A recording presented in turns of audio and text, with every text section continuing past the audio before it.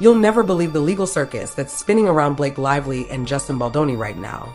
Honey, this has turned into the kind of hot mess folks in Hollywood usually try to hush up with fancy PR statements. But in this case, everyone's dirty laundry is getting aired.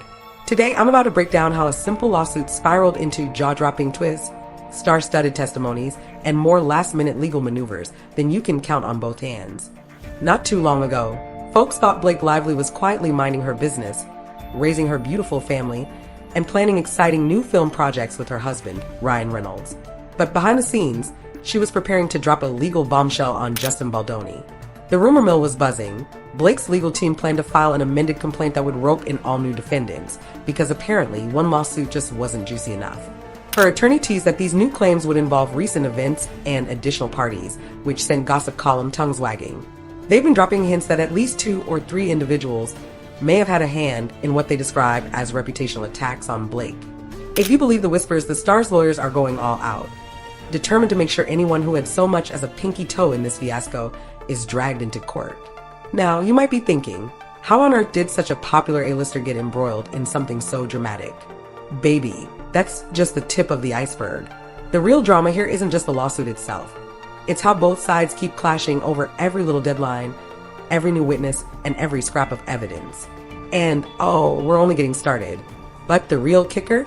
A federal judge just refused to let Blake's team keep extending their deadlines. That's right, they asked for more time again, and the judge all but side-eyed them so hard you could feel it through the courtroom walls. Now, you know a legal fight is getting out of control when the attorneys spend more energy bickering over deadlines than they do on the actual allegations. Originally, the judge gave Blake's team until Valentine's Day to file certain documents. Talk about a twisted way to spend the holiday. But was that good enough for them? Girl, please. They came back with a new request, wanting to extend the deadline all the way to March 5th. Judge wasn't having it. He practically told them, "I've already been generous. Y'all better show me a good reason to give you even more time." Blake's lawyers tried to argue that they needed it because they were bringing in new witnesses who had crucial information, especially folks who'd worked closely with Baldoni. But the judge remained skeptical, noting they'd already had plenty of opportunities to gather statements. It didn't help that Baldoni's side was prepared for this. Honey, they came locked and loaded with receipts showing how Blake's camp had once refused to grant them an extension during a crisis, specifically the LA wildfires. That didn't sit well with the judge. The tension in that courtroom was thick enough to slice with a butter knife. Blake's attorneys tried spinning it as a necessary move, claiming fresh evidence was about to surface. But if the judge's exasperated expression was any clue, he wasn't convinced. And to add insult to injury, the more Blake's team pressed the issue, the more it seemed like they were just playing for time. Child, if they were hoping to keep things under wraps, they were in for a rude awakening. You might remember hearing that Jenny Slate, who was set to co-star in the film adaptation of It Ends With Us, had come out strong in support of Blake Lively when everything first hit the fan. Jenny raved about Blake being a trustworthy friend, praising her for standing firm in the face of what she called baseless attacks. For a hot minute, it looked like Jenny was about to be the star witness, someone who'd stand by Blake's side in court and testify to the wrongdoing she'd witnessed. Then came the plot twist. When push came to shove, Ms. Slate seemed suddenly reluctant to be involved. Rumor has it she practically told Blake's legal team, "No, ma'am, I am not testifying."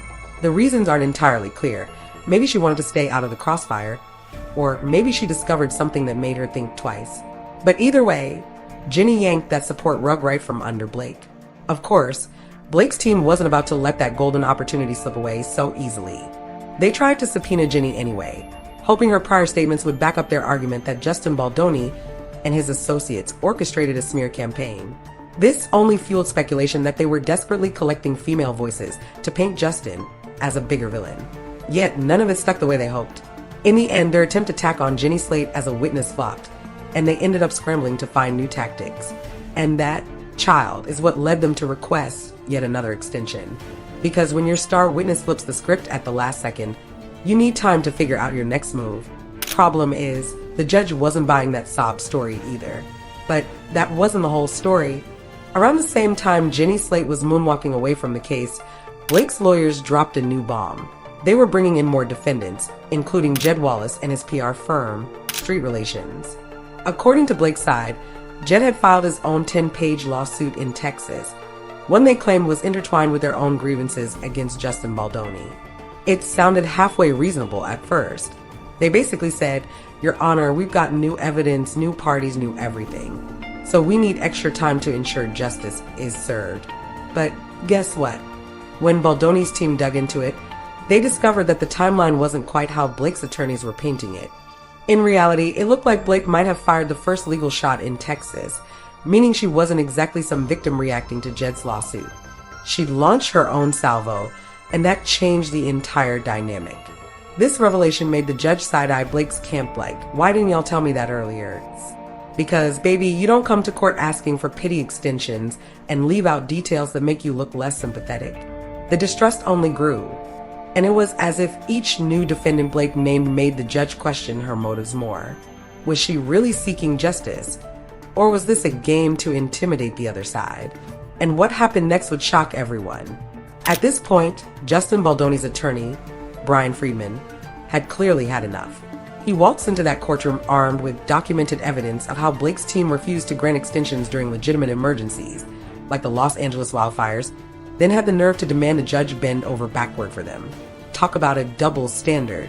Friedman basically told the court, "We don't mind if they get more time, but we want the same courtesy extended to us." 2. He knew exactly how to play it. This wasn't just about being fair. It was about calling out Blake's hypocrisy. And baby, the judge ate it up. But here's the icing on the cake.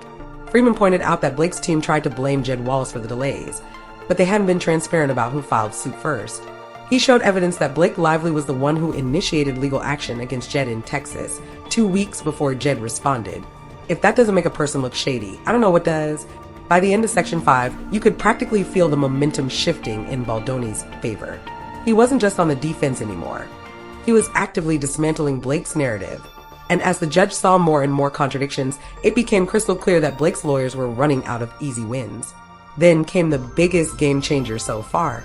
When Baldoni's team felt that the courtroom drama wasn't enough, they took the fight online. Over the weekend, they launched a website that laid out a treasure trove of documents, text messages, and a 168-page timeline that apparently traced every little interaction between Blake and Justin. And honey, the screenshots alone could have fans reaching for popcorn. This wasn't just a petty blog post. This was a full-blown digital archive of receipts. The site included alleged text messages that made it seem like Blake and Justin were on friendly terms for quite a while, collaborating on the film adaptation of It Ends With Us. One text from Ryan Reynolds himself, supposedly telling Justin how he adores him and was excited about the project, looked innocent at first. But in light of the $400 million lawsuit, it's definitely giving people a brand new perspective. Now folks are wondering if Ryan was naive to the tension that would eventually erupt, or if something else was brewing behind the scenes. Naturally, Blake's team freaked out about all this. They rushed to the judge, demanding that the website be taken down, saying it was an unfair move to sway public opinion. But the judge basically pointed out that Blake's side had already turned to major media outlets to paint themselves as victims. How were they going to cry foul now that Justin was playing the same game? As soon as word spread about these never-before-seen messages, the public ate it up like it was the next hot Netflix drama. And it left Blake's team in damage control mode, trying to figure out if they could salvage their own reputation. With every piece of evidence Baldoni's side posted, it got harder to see Blake as the unstoppable legal force she had once seemed. Yet we still haven't touched on the real bombshell: money. So why is all this fuss happening? Because there's a rumored $400 million on the line. Baby. And that's not just pocket change. Even for a high-powered Hollywood couple like Blake Lively and Ryan Reynolds, that figure can be career-shattering. If the court finds that their claims against Baldoni are unfounded, or worse, if they face countersuits, they could be looking at an enormous financial hit. Think about it. $400 million isn't just a lawsuit for damages or lost income.